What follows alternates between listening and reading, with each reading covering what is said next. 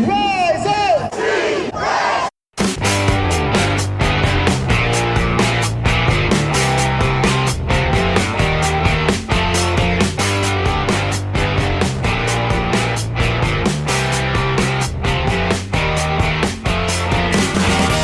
This is the Rise Up See Red podcast, all about the Arizona Cardinals and the NFL, featuring insider and outsider perspectives. Enjoy the best hour of Cardinals talk on the web.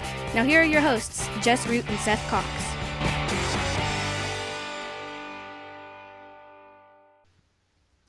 Hello, Arizona Cardinals fans, and welcome to the latest edition of the Rise Up See Red podcast. This is your host, Jess Root from CardsWire.com, the NFL wire site from the USA Today's family of sites. My co-host, as always, is Seth Cox from RevengeOfTheBirds.com, SB Nation's NFL site covering the Arizona Cardinals, and we are on episode 234. We're in the fun part of the preseason. We've got one game under our belts. We have a second one coming up, and it is near the end of the technical training camp. The Cardinals will be breaking camp at the end of this week, and so we have some things to talk about. Obviously, recording on a Tuesday night, the last game was last Thursday, so we don't want to spend a lot of time really at all breaking down the game from your side. But Seth, what were some basic takeaways that you had from their preseason opener, which was a 17-13 when they won their first game with Cliff Kingsbury as their coach, and it was kind of the joke. Now, I didn't hear this in the press box, but it was a comment made on a video for AZ Central. How many times has a Cliff Kingsbury coached defense held a team to only 13 points? Yeah, and I mean it was an interesting game. I think the Chargers played a little bit into the Cardinals' hands at certain spots. You saw a little bit of them go away from the running game, which seemed to be working, and you wrote about that a little bit on Tuesday, that the Cardinals aren't concerned quite yet about their run defense, but as fans, maybe we can be. Yes, we can be, especially after last season. And so, that was a bit of an eye-opener, and then, they kind of got into the red zone and they started to throw the ball, and you're like, oh, okay, this helps the Cardinals. But then you look at, the first team offense. I thought right off the bat, the command of the offense that Kyler Murray has is just on a different level. I mean, there's definitely going to be rookie times that come out where you're like, oh, he's a rookie, he's just getting used to the NFL. But there were times where, he was throwing the ball, that throw to Damiere Byrd, I think it was the third throw, where Damir's coming out of his break on like an out route, and the ball's literally waiting for him, and he catches it, gets 2 feet in bounds, and then is like, oh, I could turn and run, and kind of like drifted out of bounds, then got pushed out. And that throw was kind of like the throw that it's like, this guy is so far into this offense already that he's making throws that rookies just don't make. He's making throws on timing routes that it takes years to develop, and that just was, what you saw from a guy who has basically been in this offense since he was a freshman in high school, or similar to this offense, and that is. That's going to be fun to watch. I think we obviously have some concerns that we'll discuss tonight, but for the most part, I think you just have to be really excited about how good he looks in that offense. And for me, in that preseason game, you saw basically what you needed to see. Yeah, there's some defensive issues that you're gonna take a mental. You're gonna pin it to the post, to the bulletin board, just in case that comes up. Preseason game 1. Oh, that's a lot of rushing yards. But we've seen that the Cardinals don't know how to defend Tyrod Taylor anyway, historically. Kyler looked great. The second team offense executed the 2-minute drive well, so you felt good about Brett Hundley. A couple of players stood out. So you kind of got, honestly, everything that, with the exception of the questions on the first team defense, everything that you would like to see in a preseason opener, you got to see. You got to see the quarterback look good. The first team offense moved. You saw some individual players do things. And then in the end, they executed. Here, your back of the roster guys executed to win, which builds things. Granted, it doesn't mean anything for long term, but it also shows that if you've got players who know how to execute a game plan to be able to win, that's good for morale. It's because honestly, winning a preseason game doesn't mean anything, but it's definitely better than losing a preseason game. That's meaningless, and so you start building some of that winning culture, if you want to do that even games that don't matter at least a little bit, is what I liked about that. But that's the extent of what we're going to talk about the game itself. We will talk about players who have seen their stock go up or go down, but we're not going to talk much about the preseason game at all. That's because there's a lot of other stuff to go on. So we've got two not so great things to talk about. Is there was another executive DUI. Darius Philon is no longer on the roster after an arrest. So we're going to talk about the fallout. We're going to talk about, is there a culture problem within the organization? What's the fallout for the release of Darius Philon? What does the defensive line look like? Are there any players that they need to target in free agency? Marcus Gilbert's missed some time. Is there concern over that? We're going to talk about the rising and falling stock of players, and then finally, since we've got a preseason game coming up, recording on a Tuesday night, they play Thursday evening. We're gonna talk about what we see or what we want to see in the game with the Raiders. So let's get started with this. The best hour of Cardinals talk on the web, the Rise Up See Red podcast. Let's talk about the culture problem. We know that a year ago, Steve Keim, general manager, was hit with a DUI, an extreme DUI in Chandler.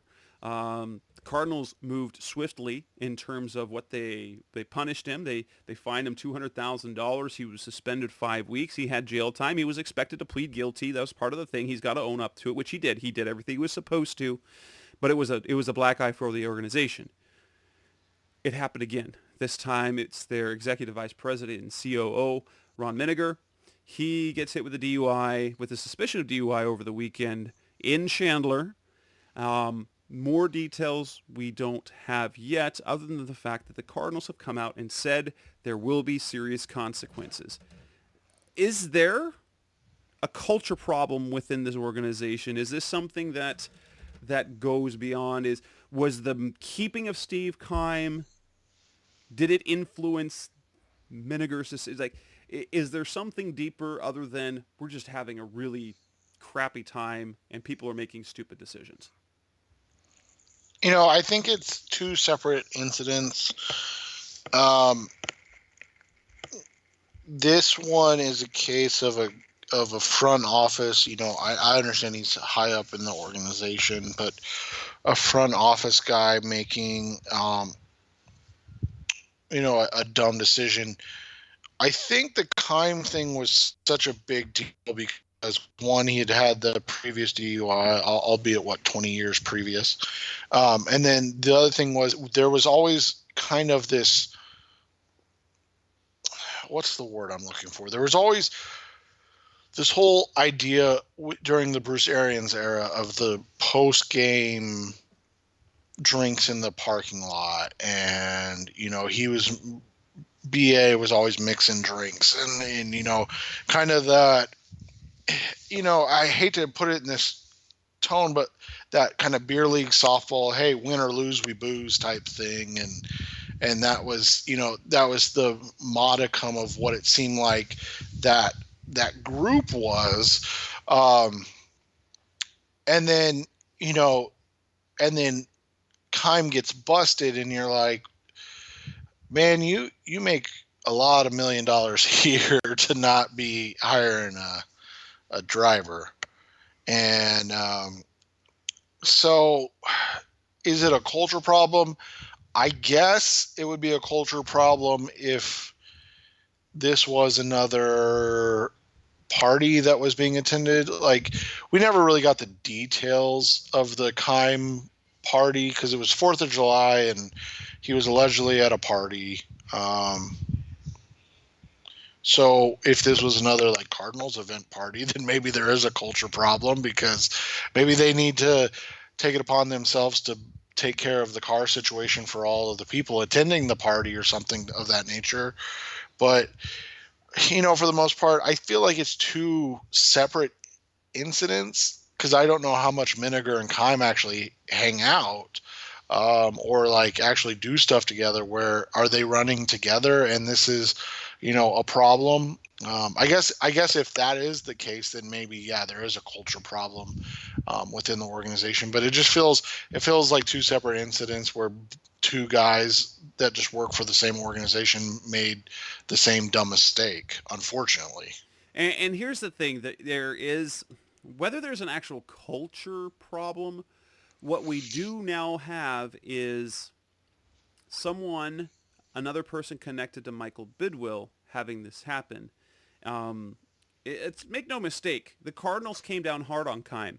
Some people don't think they came down hard enough. Now, at the same time, financially, it would have been rough to fire Keim, especially since he just signed an extension that took him through 2022. However, while organizationally, Keim and Miniger probably don't cross paths a lot because they do two different things. Because Keim is the football side of operations, and Miniger handles the more to the business side. And so, but at the same time, where we've got this, if you've got the nexus, if you want to call it, it's Michael Bidwill. Now, Michael Bidwill hasn't been pegged with a DUI.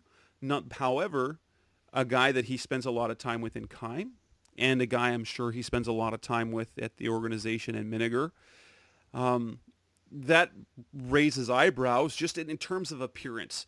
This isn't saying that, but and here's for me, the situation when it comes with the Miniger situation is this. Now that you've had two people within the front office have this happen, and then if you want to add in, so you've had it at all different levels. You've had it at the player level with Michael Floyd. You've had it at the front office level with Steve Keim, and now you've had it even further with you in the organization, the front office, the executives in Miniger. Is that now it feels like the Cardinals, that Bidwill and the Cardinals need to come out and not only make a statement with the punishment or the fine or the suspension or firing, whatever they end up doing, but it's almost like they have to go outside the organization, something that really no organization needs to do, go out and explain to the public what things they are putting in place for that. Do they have a service? Like locally, guys on the radio said that they know that within the Diamondbacks organization, they have a service that it's just, hey, there's this number you call, you have a driver. Does no questions asked. They'll take care of your car. They'll just get you. They just want you to get home. Do the Cardinals have something like that in place? I thought the NFLPA did, but the I could NFL did have, like, a few years ago. I know when the whole John Abraham thing came out, I think there was the notion that there was an account with Uber, but players are.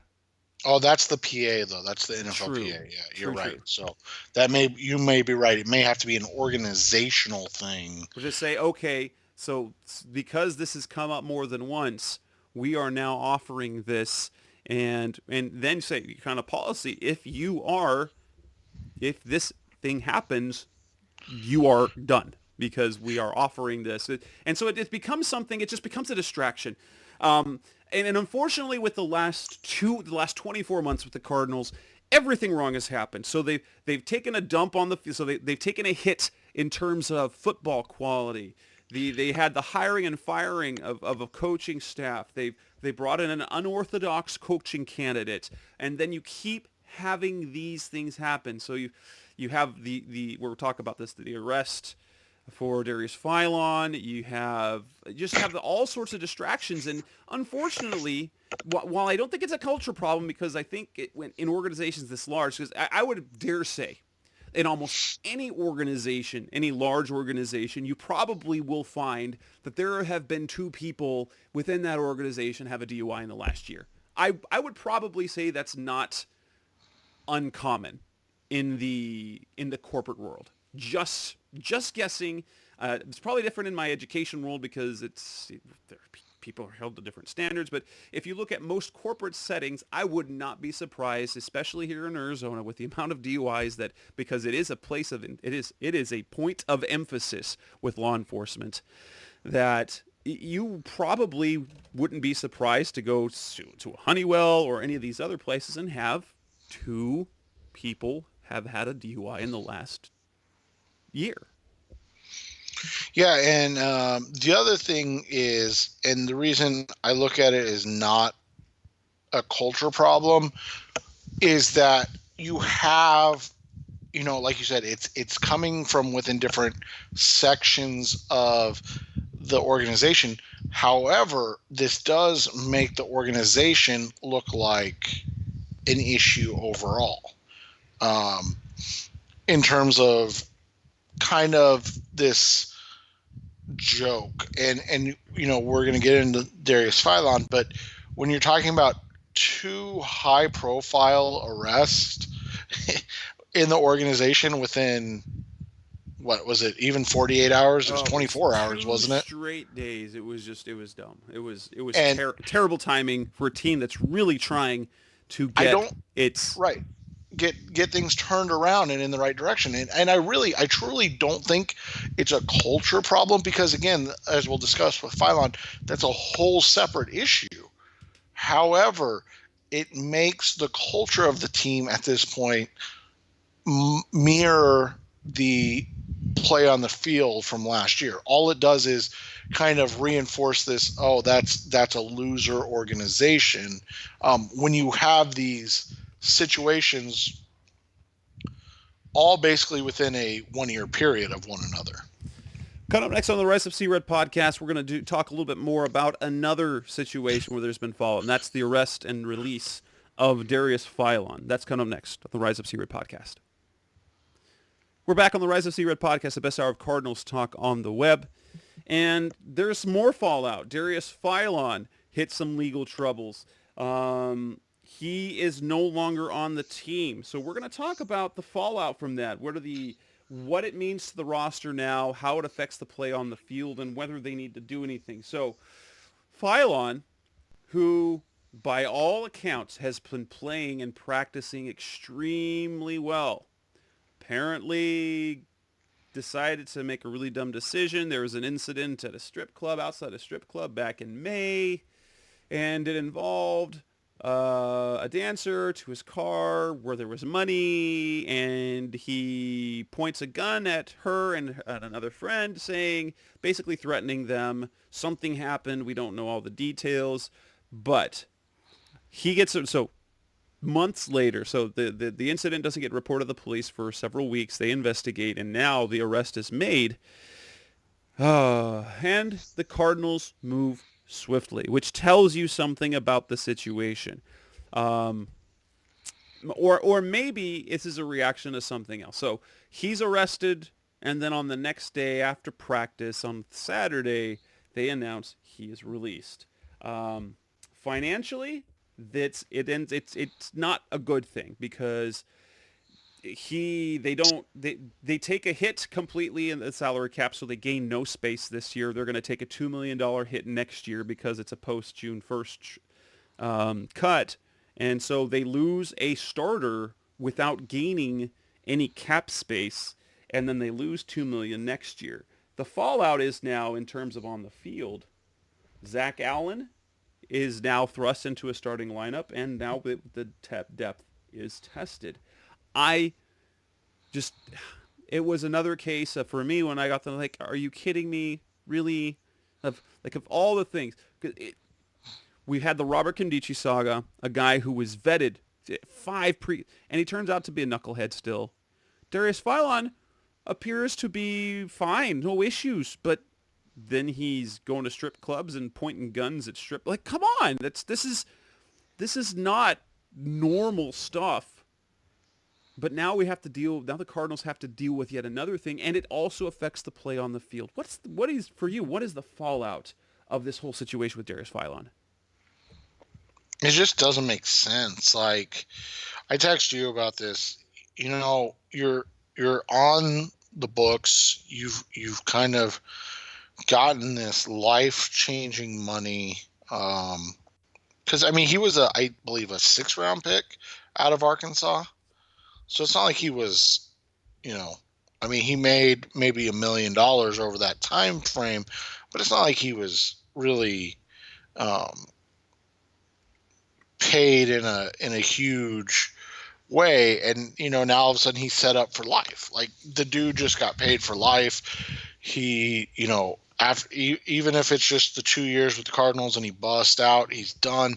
And now, like, I don't know, you go put yourself in a position where you can be arrested and then you get arrested. Obviously the Cardinals either know something, or B, don't even want to take a chance with it. Like, they're like, look, this is now a one-strike policy when it comes to arrest.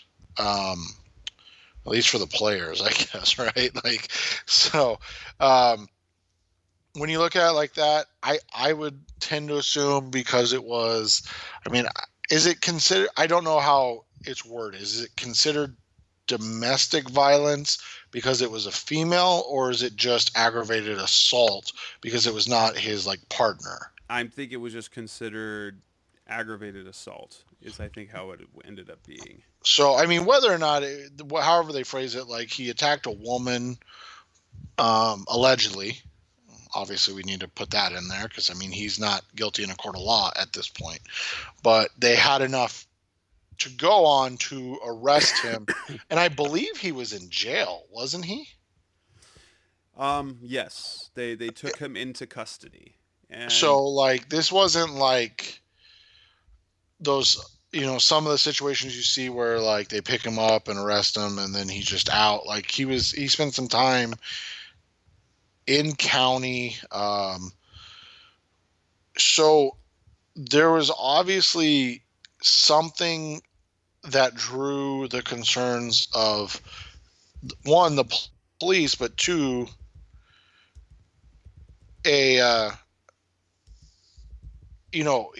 obviously there's something in the report, or the cops let them know something more about what's going on, or what's going to come out, that made them just concerned enough that they just don't even want to deal with it. And that's the thing with Philon. Like, I went back and looked. I don't see anything in his past. Like, that doesn't mean he's an angel or he's never gotten in trouble, but I don't see any, like, arrests, suspensions at Arkansas while he was in college. Like, there was nothing, like, there's not that. This isn't Robert Kimdiche type situation, right? Like, or this isn't even, say, a Deshaun Jackson who had rumors of having connections with gangs before, even though he himself hadn't been in trouble, that there were rumors that the people around him were trouble. Right. And so that's the hard thing with this, is that like you said, they move swiftly. Like, news dropped on Friday, and Saturday, like, the camp was over on Saturday, and you're like, oh, I got to write this still in the stadium this time. Right. Yes. They did not delay. And so you're looking at it like, okay, like, I don't know. For the cut to happen that quickly. And obviously we don't know if they're going to try to attack and get some of that money back or anything like that. But for the cut to happen that quickly, and for them to now eat, at least initially, his contract and his dead salary, it tells you that there was a big enough concern from the team that this was just not something they wanted to deal with. Now, here was my initial thing, and I had to go back and look to see what the timing was. Here's the reason for the response about this, or here, if we go back to Desmond Harrison. Now, Desmond Harrison, that cut didn't surprise anyone, considering he was a waiver claim. There was very little skin in the game with Harrison because there was no risk to signing him. They could cut him, and then this arrest, the arrest warrant goes out in North Carolina for something to happen out there. That was an easy cut. The Darius Philon one was a little bit surprising that they would at least, I thought, considering his place on the team, that they would wait things out. However, and I think this goes back to Darryl Washington. I think Darryl Washington changed things for them in terms of legal things when it comes to things other than alcohol-related events, which can be considered. So, especially if you look at it, when a DUI happens or there's drunk driving, not only is it a terrible decision, but that is also, if you look at it at the personal level, okay, this person has a problem, and so we'll have to deal with this somehow. Darryl Washington is something completely different. He'd already had the one drug suspension, the substance abuse suspension in 2012, and then he gets the new contract. Then in 2013, he has the domestic abuse charge. And then the Cardinals waited out. They still paid him out that $10 million option bonus in 2014. And then he burned them again with another. So I think what happened is Darryl Washington, and in particular for Steve Keim, Darryl Washington ruined. So they learned from the Darryl Washington situation. We knew when we talked about on this podcast 6 years ago, about how it was the perfect time. So they could have cut ties with Washington and paid Carlos Dansby and kept him over those next few years. And we, even after that 2012 season, that was kind of no one was saying that. And it ended up being what was a smart thing, because after he had the 4-game suspension, you knew that he wasn't exactly trustworthy. He has the legal issue. Then because of how talented he was, okay, we'll work through this. They pay him the $10 million, and then he burns them again. So I think the Darryl Washington situation has burned them when it comes to anything legal. They went ahead and paid him $10 million. Now, they got some of that money back from what I understand, but they paid him $10 million after the fact. And I think now there's like, no, we're not going to deal with this. That if there is sufficient evidence there from their standpoint, okay, we're done completely. And I think that's the case right there. Now, what's the fallout on the field? Now we get Zach Allen. Now, this is going to be exciting. Zach Allen is a guy that the Cardinals were really, really high on. But here's the thing. Philon is a quality player. He very talented. He's not flashy. But now, what do you think about having Zach Allen in the starting line? Because now it's going to look like we're going to have Kyler Murray, potentially Keyshawn Johnson, Byron Murphy, and Zach Allen all in the starting lineup. And even if they're not starting, quote unquote, I mean, Murphy's going to play, at least for the first 6 games, 70+% of the snaps. Keyshawn's going to play 70+% of the snaps. These guys are going to play a ton of snaps. And so you hope this is not akin to last year, where we saw the rookies play a ton, but it was that they played poorly. That was one of my biggest critiques about last year was, the Cardinals finally, let their rookies play. I'm like, yeah, but playing badly doesn't really do anything for anybody. Like, it just means you're a bad team. And so that's the biggest thing is, are these guys going to be able to, be at a level where they're contributing to winning football? And that's the concern about losing Philon. I mean, Philon was a guy that he was a consistent player. He was a guy that could give you 60 to 65% of snaps. And then all of a sudden your Zach Allen snaps are, only at the 40 to 50% mark, with his rotation with Philon, Gunter. And so now you're going to ask a rookie in Zach Allen to start at that 65% of the snaps, maybe 60. And then, but more concerning to that is then who backs up Zach Allen. Which as right? of right now is Terrell McClain. And he's the only... And he is at best used based on his age and kind of weight situation. He's at best used when he's playing like 20 to 25% of snaps a game. Right. And but now Cliff Kingsbury comes out that he's going to have to play a prominent role. That means he's going to be... He'll be closer he's now to he's now the top reserve. And he's their 4 all of a sudden. And then you have a guy like is it Miles Brown or Joshua Miles? I can't remember. Miles Brown. Joshua Miles is the offensive line. So you got Miles Brown, Michael Dogby, Sterling Bailey, and Pisoni Tassini. He's back. He's back to get cut again. Poor guy. I thought Dogby looked good in the game a little bit. So that's good. But again, I guess if you're splitting those reps and McClain's getting closer to 30% and then Dogby and maybe, Brown are getting 15 and 5, I maybe you're okay. But it just changes the whole dynamic, because the whole thing with Allen was going to be he's kind of your first off the bench guy. And all of a sudden, he can go in for Gunter, or he can go in for Philon, or he can go in for Peters, and one of those guys slides down to nose, right? So now all of a sudden you're talking about the flexibility's lost a little bit. You've lost a huge percentage of the expected starting snaps and played snaps.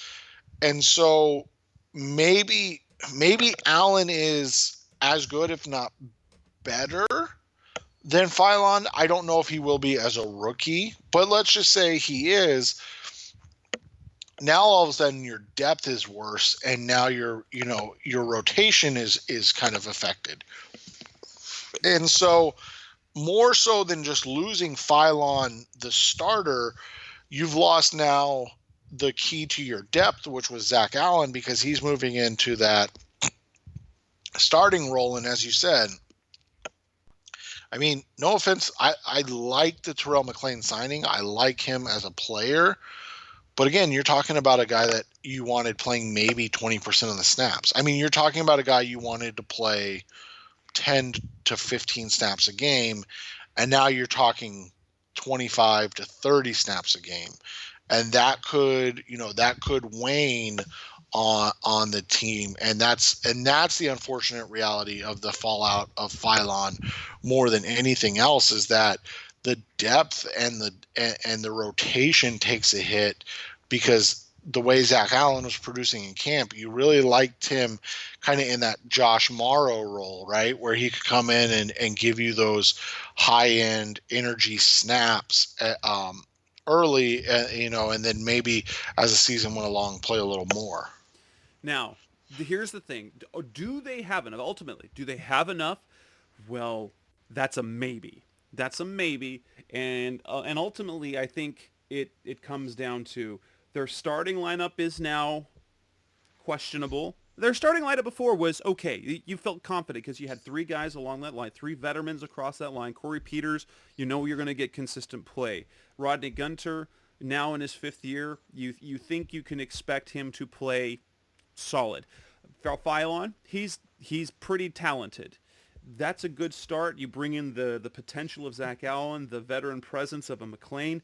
But now you have to, if you do nothing else, now you need Michael Dogby to be somebody. And if Michael Dogby can be somebody, which, by the way, I am very subtly excited about this potential, because I think he's the type of player that will be very useful in a defense. He'll be very solid. I don't know if he'll be a star, but I think he will be very, very capable with playing time with the type of player that he is. Now, that said, they only have enough on this defensive line if he can not be too rookie-like as a rookie. He can't look like a day 3 rookie on the field. He needs to be disruptive. And if that's the case, they might have enough. But as we're entering the second preseason game, is that something you want to count on? No, and that's kind of, what the trouble is we had heard that Brown was playing at a good level, and he had a good shot as a undrafted free agent to make this roster. And I don't want to say that changes anything, but like you said, Dogby and Brown, can you have the? I mean, it's one thing. It's literally half the defensive line being rookies. Right, and that's the question now is with Philo gone, do you need to replace one of those potential rookies? Obviously, it's not going to be Zach Allen, but I mean, a seventh round pick in Dogby or an undrafted free agent in Brown, do you replace one of those guys with a veteran that you can trust more? And no, we're not talking about maybe one of the veterans on the roster, but we're talking about that waiver wire that seems to come up, all the time. And so as teams start to make cuts, a third or fourth year guy, guess who's gonna get the first chance to snap them up? And that's what my question is. I don't know. I don't really know if you can go in with Allen, Dogby, and Brown on the roster with your veterans only as Peters, McClain, and Gunter. Like, I just don't know if you can do that. And so the question becomes which one of them goes. I think Brown's probably the safest to go through the practice squad type thing, because I think the way obviously it was just a game, but I think the way Dogby played, he would kind of get snapped up quickly. Although Brown did look good too. I mean, they highlighted him quite a bit, and then he made that play in the backfield against the run that got Larry Fitz fired up on the sideline and had him greeted when he got pulled off. So. Coming up next on the Rise Up See Red podcast, let's talk about potential defensive linemen they could target, whether they're veterans who are free agents now, or perhaps guys who could hit the waiver wire. That's coming up next on Rise Up See Red. We're back on the Rise Up See Red podcast, the best hour of Cardinals talk on the web. Let's talk defensive linemen they could target. So veterans who are on the street right now. There are some names out there. Are they worth taking a look at? First and foremost, I wrote an article about 3 guys. I had one guy that I changed out because I didn't pay attention to the offseason news. So initially, Corey Liuget, Doma Tepeko, and then either Muhammad Wilkerson or Stacy McGee. Those are guys I put in there. The problem is that 3 out of these 4 guys, or 3 out of these 4 guys are coming off of injuries, and Peko is 34 years old. And I'll be honest, I thought Peko was going to be a target of this defense. I thought it was inevitable that he was going to sign with the Cardinals, since he's a true nose tackle. He is veteran presence. He's played for Vance Joseph the last 2 years. In fact, when he was made head coach, he went out and got Peko. And I'd have to look at. Let me look back at his stats, because I didn't think that they might have had a background together. And so Peko is a guy that Vance Joseph already knew from his time in Cincinnati, so he knew what he was about, and I thought for sure he'd be signed. That never happened, which means there's probably some concern there. But if you look at these guys, Corey Liuget coming off an injury, I think it was a torn quad. You've got Muhammad Wilkerson, who had the gruesome ankle injury. You've got Stacy McGee, who missed a whole bunch of time this last year for the Redskins. And then Wilkerson also had the DUI off the field I think 2 months ago. So that's another concern as well. Who do you see the Cardinals taking a look at? Is that a possibility of the guys who are on the streets right now? I don't think Wilkerson, just because of the situation, I don't think that they can pursue him. I just don't see it happening. That's just me. I think Liuget makes sense. I asked one of the Chargers guys I know, and he basically said if the Cardinals were interested in he's coming off an injury, right? But if the Cardinals were interested in coming off a season where, he was suspended. Sorry, that's what it was, and didn't do much. He's a rotational guy, but would imagine if you want Philon, you'd want him. So, I mean, that makes sense. Pecco, 34, you would assume if they were going to do it, they would have already done it, right? Like, he was with Vance. They know him. Why hasn't it happened yet? One name that was interesting to me, and I'm pretty sure he's still a free agent, and I can't find anything on that he's been signed anywhere. But Benny Logan was a guy, unless I'm just missing something. That he's a guy that he's not. Again, we're talking rotation. We're not talking a guy that needs to start and play at a high, at a high percentage of snaps. But he's a rotational guy that has played in the 3-4. He's been a defensive end and a nose tackle.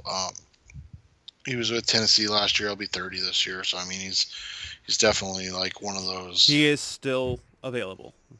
So I mean, he's not going to be anything, huge. But at the same time, he's a guy that could fit into the system. You kind of look at it. I mean, like a Malik McDowell, like is his face intact? Like, can he play? I'm trying to look through this. Frosty Rucker. Frosty. What's going on with David Irving in Dallas? Is he suspended? I feel like something was. I believe that was the case. And then you've got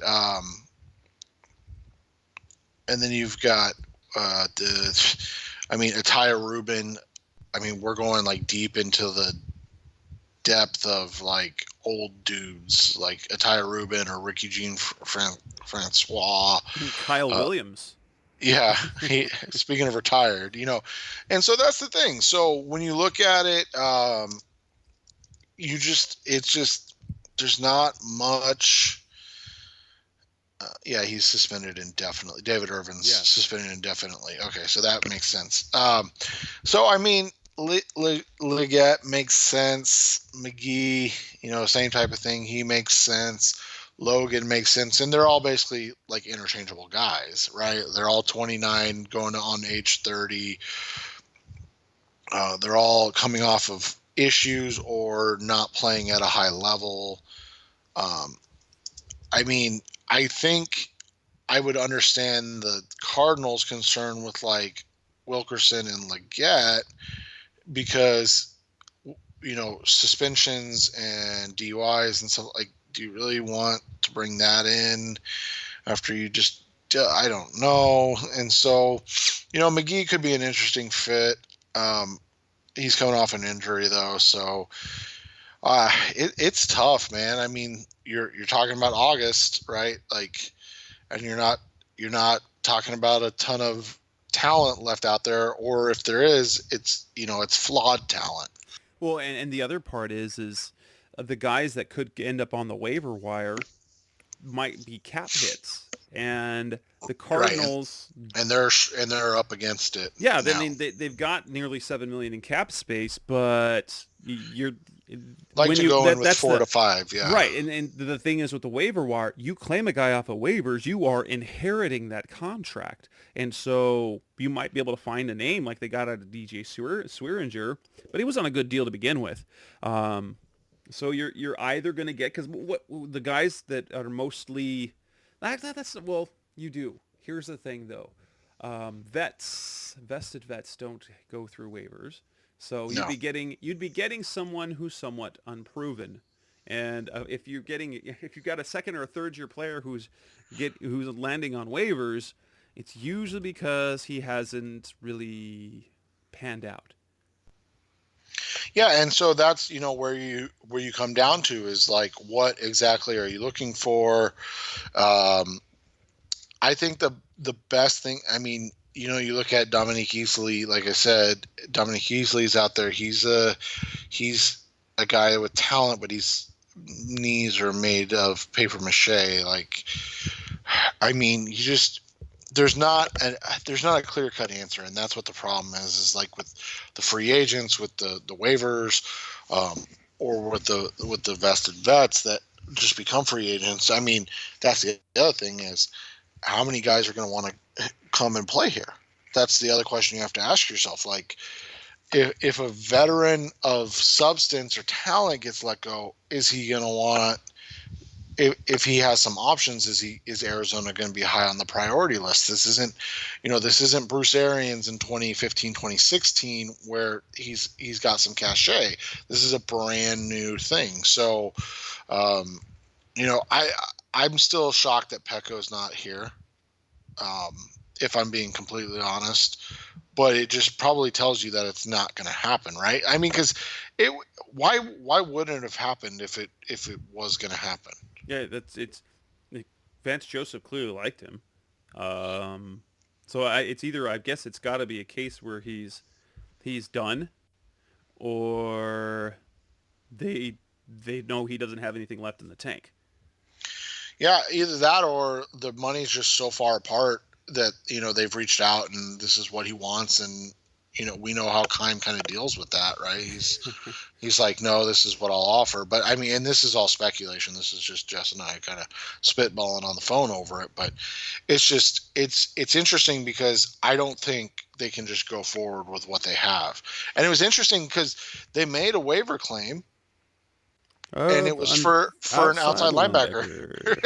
And that was weird to me. I know we weren't going to talk about this, but that was weird to me because does that mean like Brooks Reed is still struggling? Like, does that mean they're not happy with Andre Branch? Because they brought in a guy in Holland that, Vance Joseph is obviously familiar with, coming from the Broncos. And so he probably said like, hey, if this guy becomes available, that he's on the, he's the guy I'd want you to bring in. They had 2 spots. Now they have 1 spot. So we're kind of waiting for a defensive lineman, right? Like we're just waiting. Coming up next on the Rise Up C-Red podcast, we're going to talk about another player of concern, and that would be Marcus Gilbert. Do we have concerns about this time off? That's coming up next on Rise Up C-Red. We're back on the Rise Up C-Red podcast, the best hour of Cardinals talk on the web. And right tackle Marcus Gilbert, a question mark, a talented question mark, but a question mark nonetheless entering this season. Tweaked his groin last week, missed a day of practice, played in the game, and until Tuesday did not practice again. Was off Friday. Was off Saturday. He did not practice on Saturday, did not practice on Sunday, did not practice on Monday, and then he got on the field on Tuesday. Saturday, okay, he and DJ Humphries were both out. It was like, okay, Sam feels like a Veterans Day off. Okay. Sunday, you're like, wait a minute, 2 days in a row? But then former Cardinals receivers coach and Steelers receivers coach Daryl Drake, he died suddenly on Sunday morning. It was a rough day for Larry Fitzgerald. Marcus Gilbert played for the Steelers last year. Okay, could be bereavement. That's understandable. Monday he wasn't on the field, and now you're starting to scratch your head and you're saying, wait a minute. You don't give veterans 3 days off in camp for being veterans, right? And he's back on the field on Tuesday. Cliff Kingsbury comes out and says that he's good. We're just trying to make sure he's feeling good for the game and make it to the season, which to me was a shrouded confession that he did have an injury. Maybe he tweaked the injury a little bit in the game, or maybe it was simply a case if this were the regular season he would have played and they were treating his injury like they would have in the regular season. He would have been out or limited at least those next 3 days and then suited up for the game. But it raises the question, are we going to be able to count on Marcus Gilbert this year? He's our most talented offensive lineman, but he's missed 23 games in 3 years. Yeah, and we talked about that when it all, came down, when they traded for him, is that this was, unfortunately, and fans aren't going to like this at all, so just avert your ears, fans.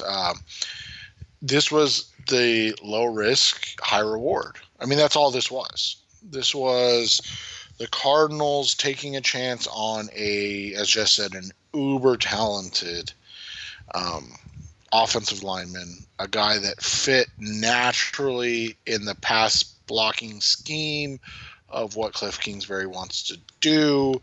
The question has always been, can he make it through a week? I mean, basically that's where we're at with Marcus Gilbert. So when you look at it, you say, I'm okay with them giving him time off as long as he's active every game day. And I think with him, that's kind of the stance you have to take at this point. Is like, it is what it is at this point. It's less than optimal, but it's also better than the alternative of him just being out and not playing. And so you look at it and you just kind of go from there.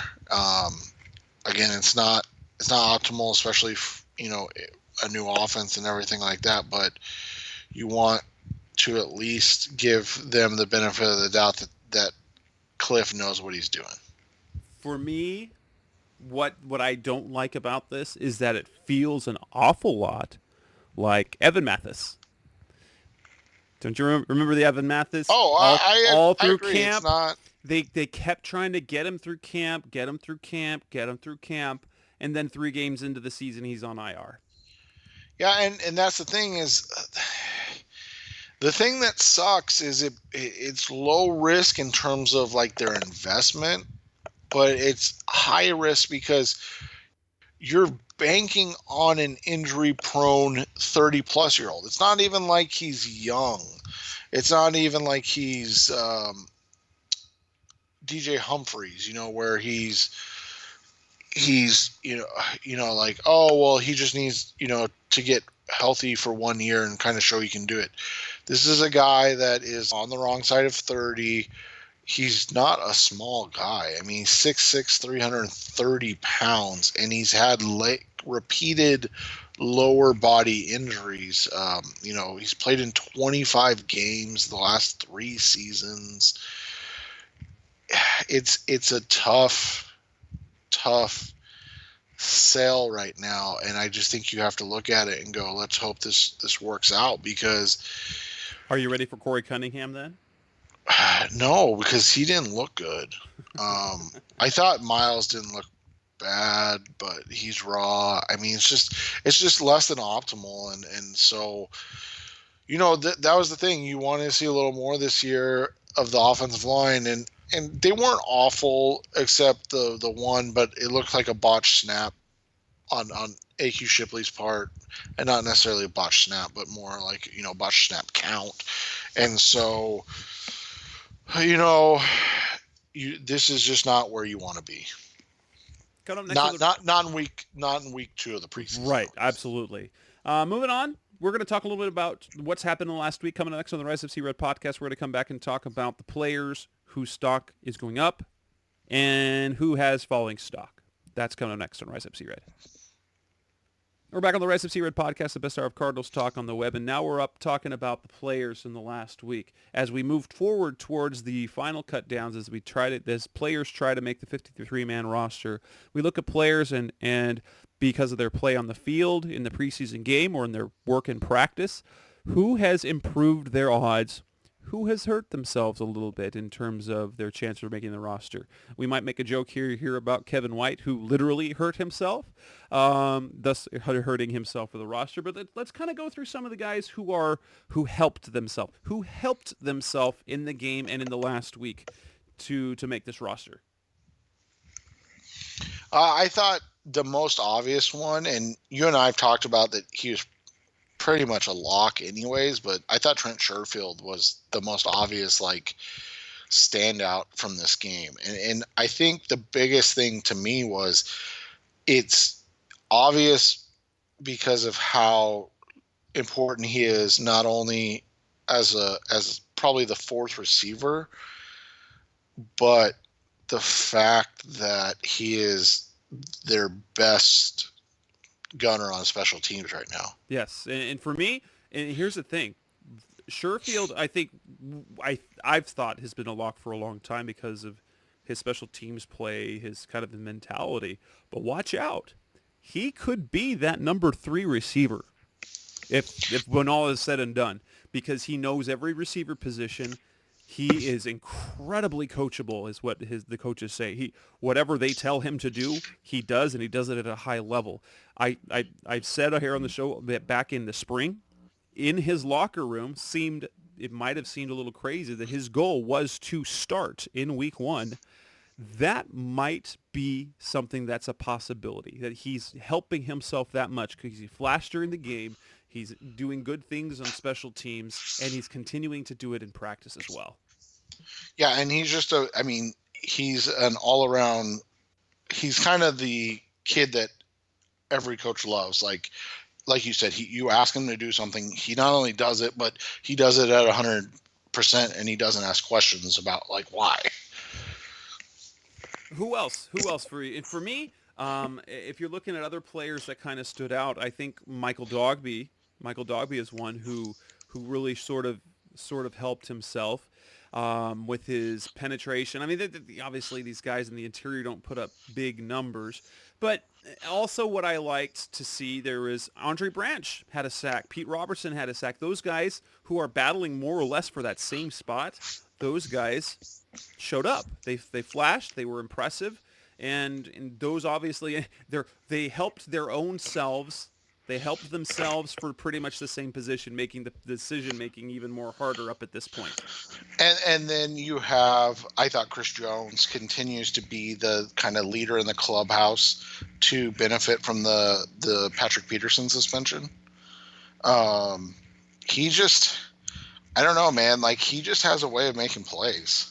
Another guy for me is TJ Logan. TJ Logan, and I think I pay attention to a lot of what the Cardinals, but here's what I've noticed about TJ Logan. 1, he's running really well this year. 2, they have him doing a lot more on special teams I've ever seen him do. I think he lined up as a gunner once. I've seen him working as gunner. He's playing on more special teams units than he's done in the past, because before he was just a returner. He's slated to be potentially a returner, but he's also doing a lot more, and I really like the way he's running has been really good. Yeah, and I think that, that running back position group is interesting because I thought Wes Hills played really well. The undrafted free agent from Slippery Rock, that's in Pennsylvania, by the way, if anybody's wondering. He had a very nice game, and I've said this, he brings a different type of runner than what the Cardinals have. TJ Logan runs similarly. He's just not even in the same realm size-wise. And so you look at it from that perspective, these guys he runs extremely hard, and he's kind of fearless. And then the last player for me that it's not like his stock increased. I think it sort of quelled some concerns, and that was Zane Gonzalez. He came in, he kicked that extra point, and then he nails that 55-yard field goal. Cardinals fans have been a little bit worried about the kicking position. Gonzalez is a guy everyone loves. He went to ASU. He was great. He was great in college. But he hasn't been consistent in the pros, and they didn't bring anyone to compete. But the way the ball's been coming off his foot, and it showed in the game, it really kind of, I think what it is calm some concerns that there might have been about the Cardinals' decision not to bring anyone in. Now, who hurt themselves in there? I think, first of all, obviously, what we have to say, Kevin White is hurting his stock because at the worst time he's gotten hurt. It really is. It's Bryce Butler all over again. Well, it's not only Bryce Butler. It's the unfortunate story of Kevin White's career. Like, he never stays healthy. This week was tough because I didn't think anybody was miserable, but I thought guys definitely you saw where the concerns are, and we talked about it earlier, kind of just the depth along the defensive line. Dogby looked good, and Miles Brown wasn't awful, but there was nobody that you looked at and you go, man, this guy needs to play. And the same thing with the linebackers. I thought Dennis Gardeck and Zeke Turner didn't take advantage of the opportunity that they had with Hassan Reddick hurting. There was one player to me outside of Kevin White whose on-field play really hurt him, and that would be Reese Odiombo, a guy who's surprising to me has been their number 2 left tackle all offseason. He was absolutely dreadful in that game. He completely whiffed on a block. He got knocked on his butt. He gave up a sack. I mean, maybe he didn't give up a sack. But he also got hit for 2 holding penalties. Corey Cunningham got hit with a holding penalty. I think Joshua Miles got hit with a holding penalty.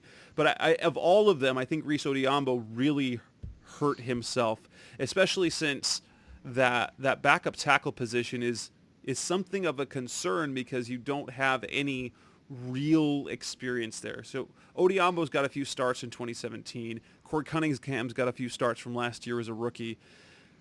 And neither one of them stood out. And both of them actually kind of lowered their stock, even though there's really no one ahead of them to replace them. They're in danger of having someone off the streets or off the waiver wires replace them. Oh, definitely. And I think, that is one of the biggest concerns moving into this weekend is you're going up against a poor Oakland Raiders depth-wise defensive line. And if you see the same type of performance, at what point do you just say, hey, just let's turn this whole second string over?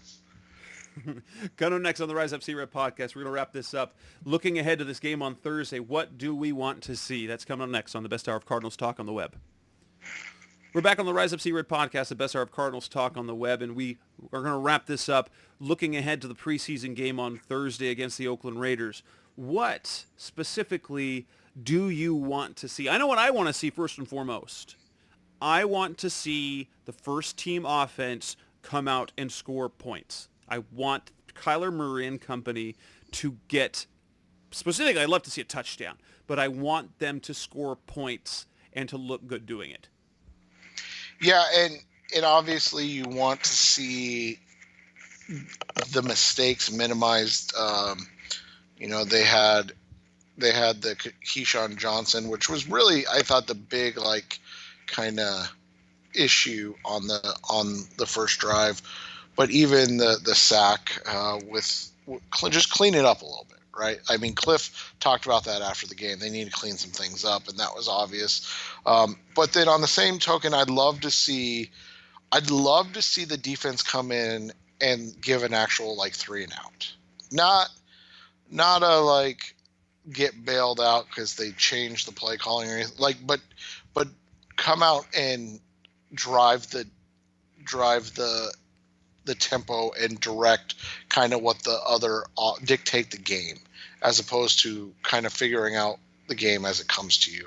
Because I feel like they've been sitting back a little too much, even though, like you said, they only gave up 13 points. It wasn't pretty. It wasn't. And I don't expect them to come out and be a shutdown team in the running game, but let's not be terrible.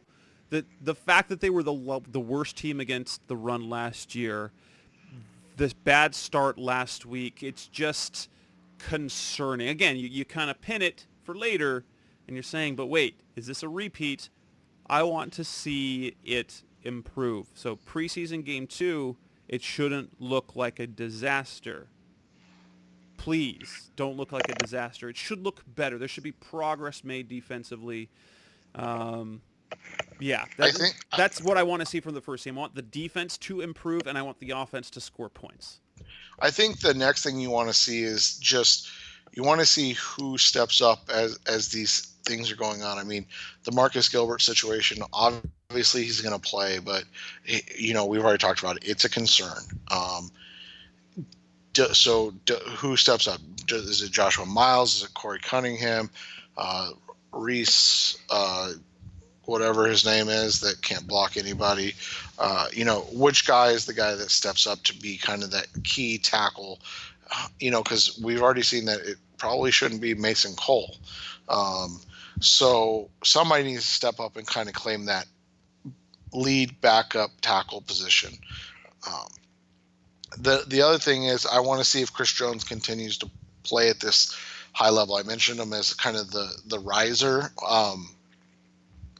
I think one more game like this, and he's like he had last week, and he becomes a roster lock. He's a guy that is absolutely going to make this roster.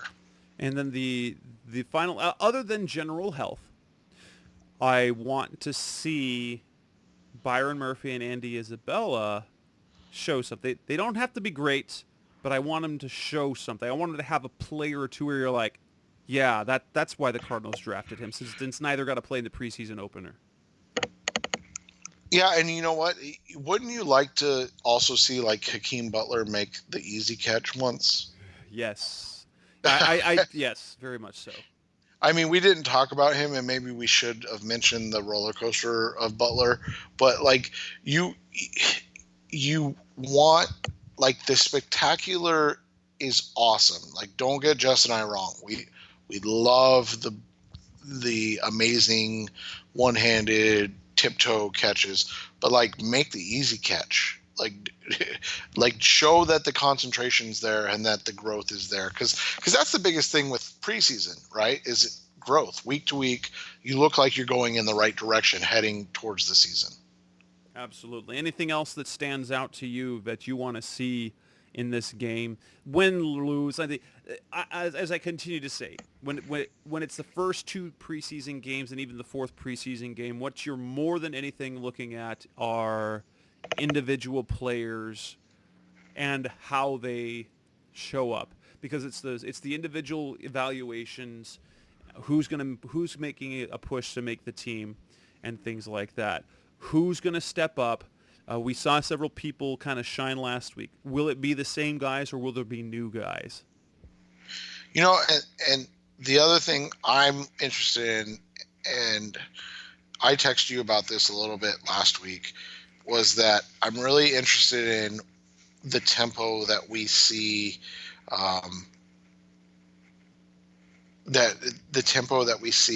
from the Cardinals and the first team offense. I know we talked about the offense a little bit and that we want to see them score, but I want to see if they go a little faster this week, just a little bit. I'm not saying, breakneck pace, but how are they going to use the tempo, and are they going to start kind of putting it in during the preseason? And with that, let's wrap up this edition of the Rise Up Sea Red podcast. We will be back in a week. We'll be able to talk about the results of this game. We'll look ahead to the third preseason game, which will have the starters playing much longer, is what should happen. So we will be back again in a week. That's Seth Cox. I'm Jess Root. Thanks for listening, and we will be back again in a week. Thanks for listening as always. Thanks for listening to the latest edition of the Rise Up Sea Red podcast. Listen to previous episodes and subscribe to the show on Apple Podcasts, Stitcher Radio, Audioboom, or many other podcast platforms, so shows are delivered directly to your mobile device. Please give the show a 5-star rating and always support the sponsors who support the show. We'll be back soon for the best hour of Cardinals talk on the web. Rise up Red Sea, be Red Sea Red, and of course, Rise Up Sea Red.